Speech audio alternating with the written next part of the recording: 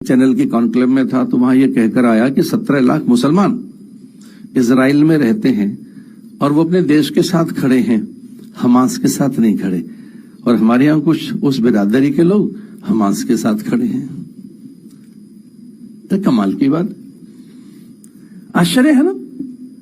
Israel संयोग से मेरी 6 यात्राएं हो चुकी इजराइल में, और पहली यात्रा इस बात को लेकर हुई थी कि वो कह रहे थे कि ये जो स्वास्तिक है ये बड़ा वैसा चिन्ह है, और चूंकि वो उनके लिए तो वो बहुत ही कष्टकारक था, स्वास्तिक चिन्ह नहीं। तो फिर हमने बात की थी कि नहीं तो कुछ और बात है, मैं उस विषय पर नहीं जा रहा हूं। पर मेरी लगभग 6 यात्राएं हुई इजराइल की, और 1-2 बार तो वहां के मुस्लिम बंधुओं के साथ भी मेरा बैठना हुआ है। तो 17 लाख 20% की आबादी रहती है इजराइल में मुसलमानों की, और एक मुस्लिम ऐसा नहीं है जो हमास के साथ है। वो हैं अपनी फौज के साथ, वो हैं अपनी सरकार के साथ, और यहां कुछ ऐसे लोग हैं जो बड़े हिमायती हैं उस तरफ के।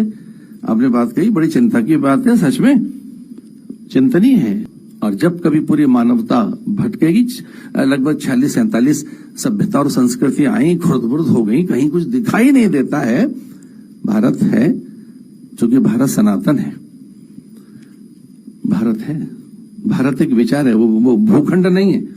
भारत एक विद्या है, भारत एक परंपरा है, भारत विचार है, और वो हमारे उपनिषदों से, शास्त्र से, हमारी स्मृतियों से, हमारे इतिहास से। ऐसा इतिहास है कोई जो वाल्मीकि रामायण के रूप में हो, कहीं महाभारत के रूप में, और उसमें अद्भुत विज्ञान। तो मुझे ऐसा लगता है कि इस आर्टिफिशियल इंटेलिजेंस के लिए भी अगर कभी इसे कुछ प्रामाणिकता चाहिए, पूर्णता चाहिए, कुछ सत्यता चाहिए, अथवा इसे भी अपने चरम पर पहुंचकर नित्य रहना है, तो उपनिषदों की शरण में ही आएगी आर्टिफिशियल इंटेलिजेंस भी। उसको भी यही आना पड़ेगा, अन्यथा तो कुछ बात है ही नहीं।